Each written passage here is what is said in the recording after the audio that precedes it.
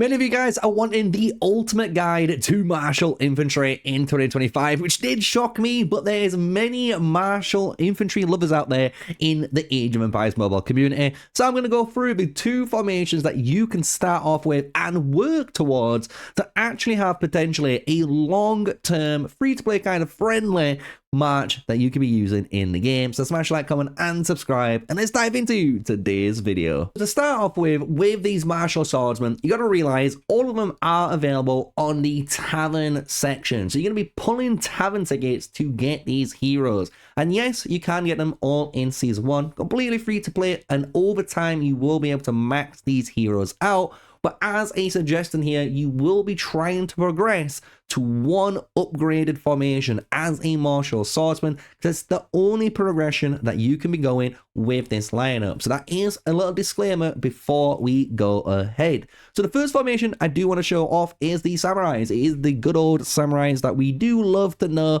in Age of Empires Mobile, which is Tsutoyomi, Oda, and Tokugawa. Tsutoyomi is going to be your DPS in here, and obviously using Furious Charge and High Spirit is going to allow him to get off his signature skill, which you can see on screen, more often, which is going to allow our next hero, aka Oda Nobunaga, to do more damage with his signature skill and then his other skills we've got on, which is going to be Savage and Bloodthirst. The reason why we're running these two skills is quite simple: to reduce the enemy's armor and to deal some nice damage, and with Bloodthirst to give us a little bit of sustain and damage too, because the one problem you have with the martial swordsman is they're not tanky at all. They take quite a lot of damage compared to a lot of the other formations that you can use in game. Tokugawa though is our bread and butter support for the moment. We've got a really good reduction and recovery built into his kit with the Peaceful Haven combo and the recovery from his signature skill and King's Blade on top. And the thing is, like I said, when it comes to the obtainability, it is a 10 out of 10. It's got to be a 10 out of 10, guys. It's all tavern-based heroes. However, the viability and longevity are both ranked 7, because the thing is, yes, it's going to get you by through a lot of the PvE content that you're going to be experiencing in Age of Empires Mobile. However, it's not going to be the strongest by any means in the open field scenario. And the thing is, you can look for a much better replacement than the martial swordsman lineup that you've got here. But as a disclaimer, it's going to be a little bit costly because it's going to cost you a little bit of time. And that's the issue with martial swordsman as a big tip and trick here for you guys. If you go down this lineup and you want to actually play them in the long term, one hero that you're going to be required to get no matter what is going to be QSH, aka Qi Shi Huang. Because when we look into the future, you're going to be able to get Julius Caesar and QSH as a martial swordsman and a martial pikeman, which does give you options as an improvement from the samurais, because Julius Caesar here does some fantastic damage, especially as a martial pikeman too, so you're kind of doubling up on getting two formations completed while working on your main one, which is the martial swordsman.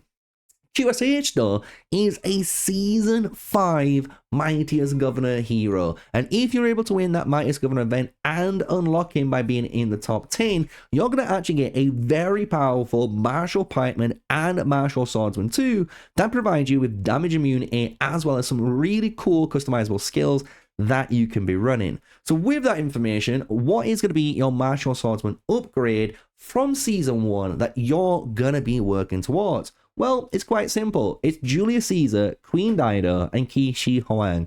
Queen Dido does get introduced into the tavern as well, so you're going to be able to fully summon your Queen Dido and get her leveled up over time.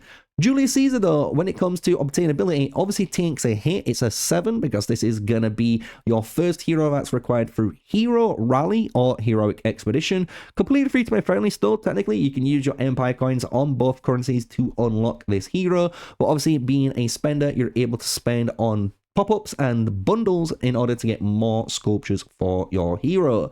Qi Shi Huang though is the Mightiest Governor event, so again it's going to cost you to compete, so it does make it a little bit difficult to unlock this hero if it is in very popular demand on the empire that you're going to be facing on. And that's going to be very important with this match. Depending on what empire you're going to be on, is going to be how available one of those heroes is going to be, which was Qi Shi Huang. However, when it goes into their abilities, you'll notice some quite interesting things, especially on their selections. Because we're going to be running Julius Caesar as our main damage source, I'm going to recommend running Savage with Coordination. And the reason is, when you pair this up with that Sacred Sage ring at the bottom, you're going to increase your damage by an exceptional amount. And because of this, Julius Caesar's turn-based skill and that Savage turn-based skill are going to allow you to jump in and out, shake it all about of those cities and deal some great damage to enemies, very similar to how Marshal Pikemen do it. And if you don't know what we're talking about, you can check out my other guide on the ultimate Marshal Pikemen, and you can get taught how to take advantage of turn-based skills.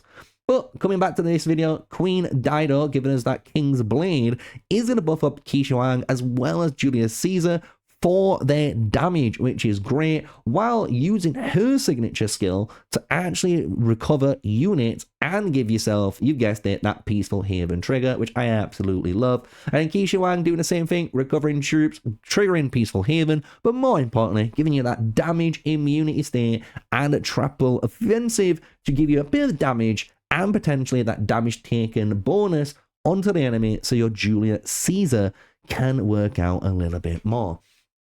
So with that, we've gone through, technically, the Marshal Swordsman's formations, and on screen we've gone through those rings and how to obtain them in game. So now, technically, the only things to talk about is going to be your aim when it comes to your gems, as well as alternate signet rings that you might be taking, and the good old mount system that has been introduced into Age of Empires Mobile, so you can know what type of mount you're going to be looking for in these guides. And if you've enjoyed the video so far, smash that, comment, and subscribe. It's been a pleasure making these ultimate guide series for you and for Age of Empires Mobile. So when it comes to alternate signet ring choices, you got to remember you are going to be using a lot of turn-based combat in the end phase, but in the early phase you still do technically have a little bit of a weird situation with Toteyome being an active base user while Oda and Toku being turn based. So the way I look at things is, if you're able to get the Tranquil Water and Lofty Mountain combo, that's going to be absolutely massive for you. Yes, they're 2 legendary rings, but you can put these on both your middle and last captain, and you know they're going to start cooking. If you want to go for obviously cheaper alternatives, like I have suggested, you can run that Ring of the Falcon as well as Ring of the Clover as damage reductions for this match in order to reduce as much damage as possible, so you can cycle through your turns and actually get some damage out there. However, there is some alternate rings I do want to talk about. One of them is Ring of the Deer. This could be a really interesting ring that you can be putting onto your Marshal Swordsman, especially on the Queen Dido. Because if you equip Queen Dido with this Ring of the Deer, obviously you're increasing your main commander, aka that Julius Caesar, damage even better, and it's going to increase one of your heroes' damage randomly as well. So you're getting a double bonus here, which is very nice, increasing the amount of damage you deal while reducing the enemy's damage too. And as you can imagine, running stuff like Ring of the Lion is a safe pick in this match, but I really do like Ring of the Badger as well, because this is allowing you to technically go toe to toe with anyone that's running secondary strike skills and relying on normal attacks that you're going to be fighting against, which can be a lot of different cavalry like Lubu, Belisarius, and even Hannibal. That is going to be through the different seasons that you participate in. So those are some of the different rings that you can be running, but for me, my best in slot choices, just to remind you guys, is going to be the Tranquil Water for one of them, the Ring of the Clover, and the Falcon that transitions into the Sacred Sage, Ring of the Falcon, and the Tranquil Water. So those are your signet rings covered, all good as golden. And when it comes to your gems, it's actually quite as easy as before. You're going to be able to run straight away on every single Marshal Swordsman here, on your helmet and on your boots, unit capacity. Just run as much unit capacity, because you're going to be trying to trade as often as you can with those turn-based skills. And technically, the more units you have, the more burst damage you're going to be dealing in that early phase. If you don't have unit capacity, because you just don't have enough gems to circumvent that, and actually I'm going to recommend for one of the first times in this series, unit attack. Yes, actually just putting straight up attack onto your match is just as effective, just because, yes, you're not getting that unit capacity, but you're increasing the amount of attack and damage you're going to be dealing in those initial bursts with a majority of all of your heroes that are using turn-based skills. This is also including, obviously, your Totoyomi using his active-based skills, if we're a little bit lucky, getting those active returns. So then that obviously goes into the heroes, and most of the heroes that you check out all use either one of two things. All of them use Hero's Might, and there might be one or two, which it might be QSH as well as I think Queen Dido, that might use Might and Armor. And if that is the case, if they use Might and Armor, I would recommend always all attributes. However, if you check out all of their skill details, it will tell you if it scales off a Might bonus only. And if it does, as you guys can imagine, make sure your heroes all have that Hero Might gem in order to boost them up. The last one is going to be your Tactics gem, and this is going to be different for different heroes. So if you're running your QSH, Queen Dido, or Tokugawa, any of the 3 heroes that can heal and actually support your match by reducing damage that you take, you're going to be running Hero Recovery Effect gems, just to boost up that recovery a bit more and to get a little bit extra value for each heal that you do with the reduction that's now applied on top.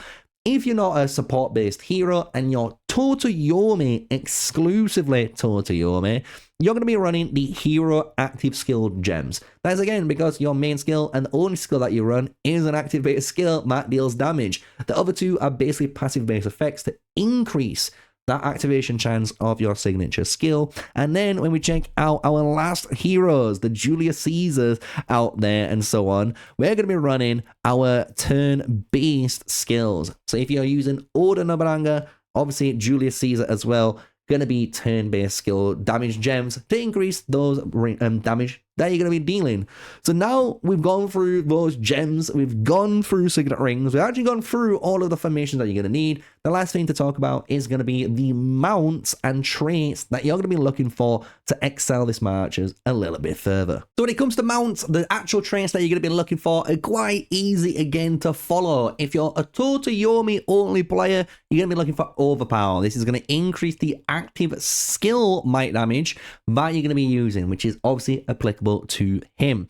If you're using anyone like Julius Caesar or Dananga and anyone basically again turn-based combat-wise, you're going to be using Flanks Breaker on them. That is going to increase your turn-based skill might damage. This obviously goes up to 10% when you get this trait on your mount, obviously making them more effective.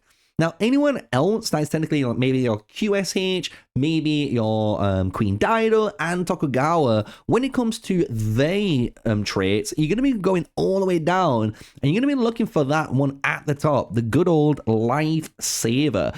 After the mounted hero causes recovery effects, all damage taken by your troop is reduced by 4.8% for 3 seconds. And you can get that to stack, which is really powerful too. And if you really wanted to, you can even try out some combination of double Lifesaver with just the one renewal, which is increasing the healing effect by 11.5% on whoever is doing the most healing out of your actual heroes you're using. But when it comes to the actual traits, that's all you're going to need. Honestly, Lifesaver is the premium one for a lot of the support heroes that recover units and want to reduce damage. And for the 2 damage-based marches that you're going to be running, either active skill for Totoyomi, and for all the turn-based stuff that we're going to be running alternatively, it's going to be Flanks Breaker. So with that, we have technically gone through the 2 formation skills that you're going to be needing, the rings, obviously gems, and all that jazz for you. So just to give you guys a nice quick summary one last time for those MArshal Swordsman players that have been screaming for a guide for these formations, we've got Totoyomi, Oda, and Tokugawa, Season 1, all tavern-based heroes. You're going to be running the Furious Charge with High Spirit and the Tranquil Water, going into Order with Savage and Bloodthirsty with Ring of Clover, making it super cheap and friendly and transitionable with your rings to future marches. Tokugawa is going to be your recovery and support, reducing the amount of troops that you take, as well as obviously recovering them too, and increasing damage that your heroes deal. Going into the upgrade, you've got Julius Caesar, Queen Dido, and Qixi Huang. This is going to be your Berserker and coordination on that Julius Caesar to steroid him and make him do as much damage as possible, with Queen Dido recovering and obviously reducing damage and increasing all of your other heroes' damage dealt with turn-based skills.